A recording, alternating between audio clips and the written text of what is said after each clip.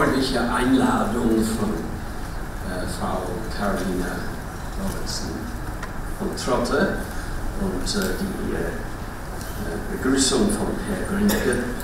Ich bedanke mich sehr und liebe Gäste, ja, ich strapaziere mich auf Deutsch, wissen Sie, aber es ist ein Vergnügen, hier zum ersten Mal in Karlsruhe zu sein. Ich meine, nicht zum ersten Mal in Deutschland. Ich war hier früher in 58, 59 in Köln-Nippes. Kennen Sie Köln-Nippes? Ja, Moskau von Köln. Und da war ich junger Assistentlehrer. Habe ich erlebt, den Wiederaufbau. Das war so tüchtig von den Deutschen. Ich glaube, hier haben Sie eine Stadt, die genauso tüchtig ist wie in den Jahren, ja, in den 50er Jahren. Aber es ist nicht mehr Wiederaufbau. Jetzt ist eine neue Welt aufzubauen, ja, eine globale Welt. Ja. Und jetzt spreche ich Englisch. Ich erlaube mich, entschuldigen Sie bitte. Ja,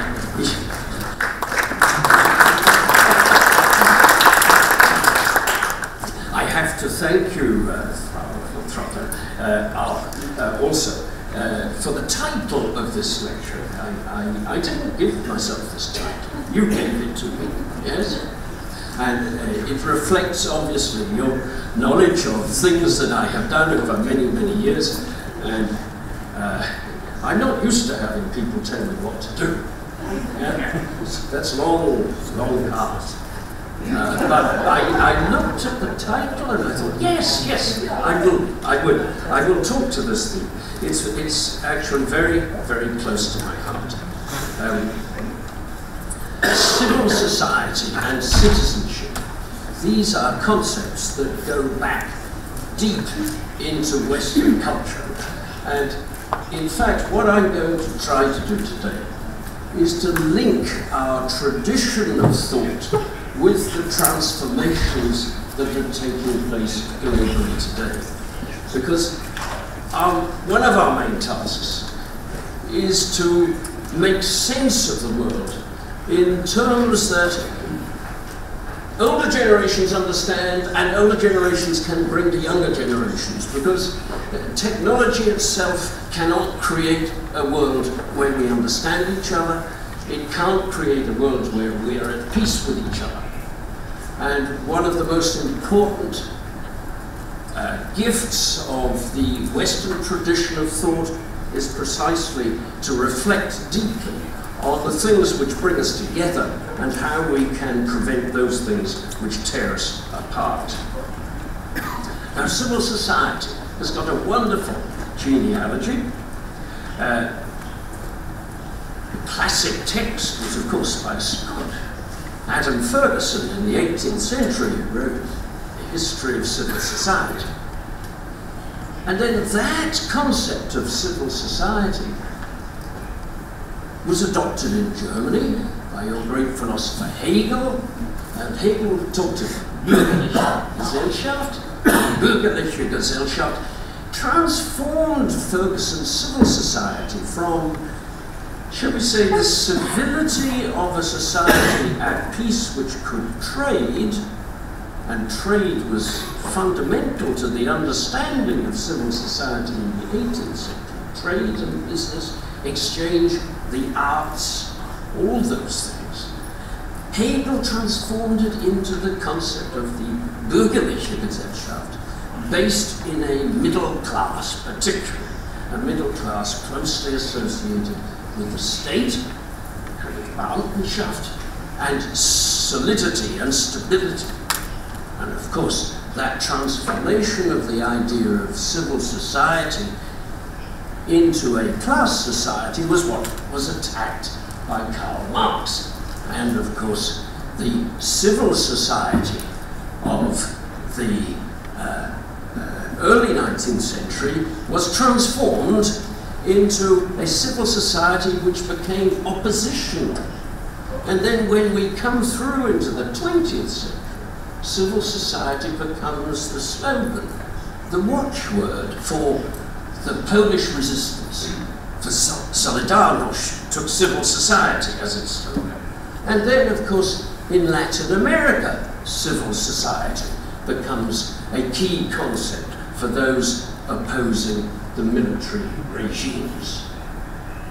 So civil society has got a sort of capacity to transform, but also the concept of citizenship. And I want to point to a transformation in the idea of citizenship. It carries within it some deep ambiguities and contradictions. In the first instance, citizenship is membership of, in the ancient Greek terms, membership of the polis, of the city community. But it was very exclusive. It excluded, of course, women, it excluded children, it excluded slaves, it excluded those with no property, it excluded foreigners. Citizenship was a great privilege. Now, even then, the paradox was introduced in Greek thought, and we attribute to Socrates one of the great statements of the world which has helped to transform the world. When Socrates, at least attributed to him, said, "I am a citizen of the world." Because think what being a citizen of the world meant compared with being a citizen of Athens or Sparta or where. Because immediately there is no laws, there are no privileges, there are no weapons, there are no obligations to fight. A citizen of the world, what on earth is this? And what it did was to take the abstract notions of law and of norms and of being committed to the human community, it took it beyond the walls. Now, that, of course, was a revolutionary notion which we associate very much with Enlightenment thought and with the revolutionary thought of the English, the American, the French, and the German revolutions of the 17th, 18th, 19th centuries. Because these are abstract thoughts lifted out, dragged out of the closed community. The Enlightenment was the triumph of these abstract ideas. That's the great transformation in the idea of citizenship. But we are undergoing now a further great transformation of the idea of citizenship. It has become, once again, material rather than ideal. As soon as one talks of global citizenship, you immediately focus on practical problems in the world today, not on abstract ideals. You focus on the issues of global warming. You focus on the issues of security. You focus on the issues of refugees and health and so on globally. This was not the concept of ideal world citizenship. No, this is the new global citizenship, and that's what I want to stress, that we have, over this 2,000-year period, undergone three great changes in the ideal of citizenship. From the concrete local community to the abstract world community to the material global community, and this we have experienced in our lifetime. And I want to illustrate this from two texts. One is a text by an author who was very much read when I was here in Munich. I enjoyed living in Munich in 1973-74. Very lively time there. And a book that was very widely read was by Heinz Grossmann. Heinz Grossmann. Older people here might remember this little book. It was called Bürgerinitiative. Yeah? Bürgerinitiative. What were these Bürgerinitiativen? They were Freie Kinderschule Kronberg, Frankfurt Aktion Komitee, Kind im Krankenhaus, Frauenaktion 70 gegen den Paragraph 218. Ja? kennen Sie das, ja? Kühne Bürgerinitiative Obdachlosigkeit. Okay? And at the end of that little book, a well-known, or somebody who became very well-known, a young left-wing sociologist called Klaus Offer. Klaus Offer, he said, look, these are wonderful, all these Bürgerinitiativen. However, remember, don't let them deflect you from the conflict between labour and capital. It's just what you would expect. The left-wing sociologists at the time say that Bürgerinitiative were actually bourgeois, middle-class displacements of true radical activity. Eh? But he said, let us combine them together with the working class movement. But it was all within the boundaries of Deutschland, each one of these initiatives. Yeah? Now, that was 40 years ago. An epoch has changed. I helped to edit something called Global Civil Society in 2011. It was founded by three very important figures in the history of global civil society. One of them German, Helmut Anheier, some of you may know. Marlies Glaciers from the Netherlands, Mary Kaldor from the United Kingdom. They established this journal, annual publication, Global Civil Society, in 2001. 2011, I was privileged to edit a volume with my friend Hakan Sekin from Turkey. And what were the global civil society movements we were concerned with? The anti-slavery movement worldwide. The movement to secure justice for the victims of the Japanese, the women victims of the Japanese army in the Second World War. A truth and reconciliation in countries as different as Australia and Sierra Leone. The campaign for global tax justice. One of its founders was currently, at that time, a young graduate student at the London School of Economics, Matti Kaukonen from Finland. One wonderful movement, the global tax justice movement. The global climate justice movement. And then, for instance, groups. What's groups? Grassroots organizations operating together in sisterhood. Groups has a presence in Brazil, Canada, Czech Republic, Philippines, Uganda. The scope, the range, the focus of global civil society in 2011 compared with 40 years ago, and we understand that these are still Bürgerinitiativen, these are still focused on changing a world, but not just changing your country, now changing the globe, and therefore material and not abstract, not just ideals, but focused down on real problems.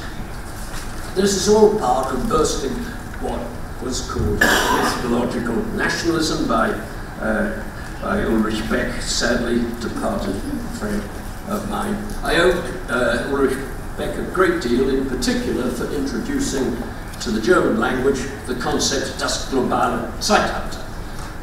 When that book was first published in English and it was discussed, shall it be translated into German, he said to me, we can't possibly say das globale Zeitalter auf Deutsch,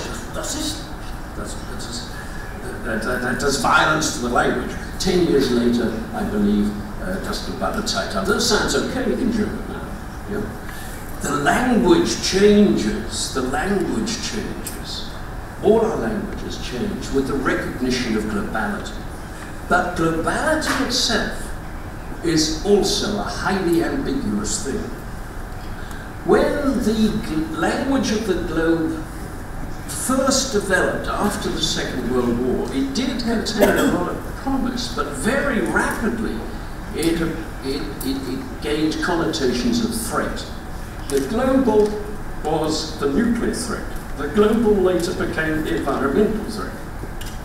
And that, in the 70s, was when, as it were, the great shift in our thinking took place, and when we started to recognize that the world was, in fact, a very risky place.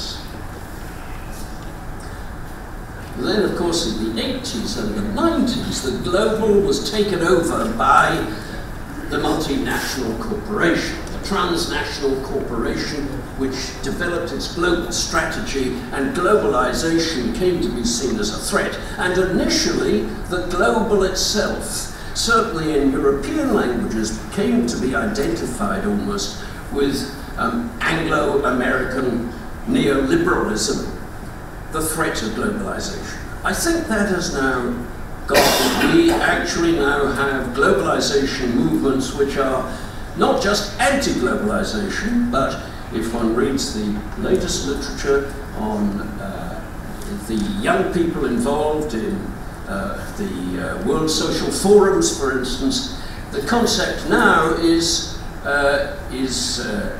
alter globalization, the alter globalization movement. A young sociologist in the University of Niedergang, Jeffrey Place, has written a wonderful book on the alter globalization movement. All those young people who are working as global citizens.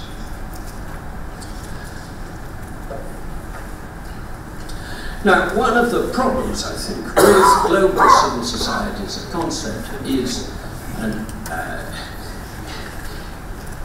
that it itself is ambivalently connected with the idea of democracy. I think Benjamin Barber yesterday mentioned that, what he does in his book, that civil society in itself is not particularly democratic. I mean, I would go further than that. I would say society itself is not intrinsically democratic. But I would also caution, I don't think networks are intrinsically democratic either. Indeed, I would associate the notion of democracy very much with the notion of responsibility and with the notion of a collective will. After all, democracy means rule by the people. It doesn't mean just discussion, it means actually getting things done, and it means getting things done in such a way that there is rule. There has to be a degree of acceptance of norms and regulations, responsibilities and rights in a true democracy. And from that point of view, the big challenge for global civil society, to my mind, is to introduce within its own ranks democracy. At the moment, the leading concept for understanding from political science, for understanding global civil society, is not democracy, it's charisma. The notion introduced by your great political theorist, the greatest political theorist of the modern period, Max Weber. Max Weber's charisma is far more effective in understanding global civil society than the Aristotelian notion of democracy. And this is the challenge for us. The challenge is to translate the charismatic appeal of the leaders of global civil society, to translate that into democratic terms.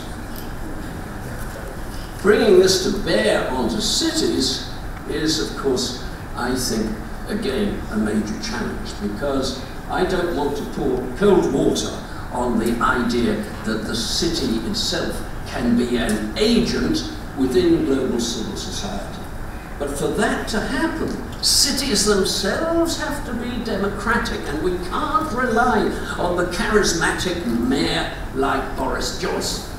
Indeed, every charismatic leader generates his own anti-charisma.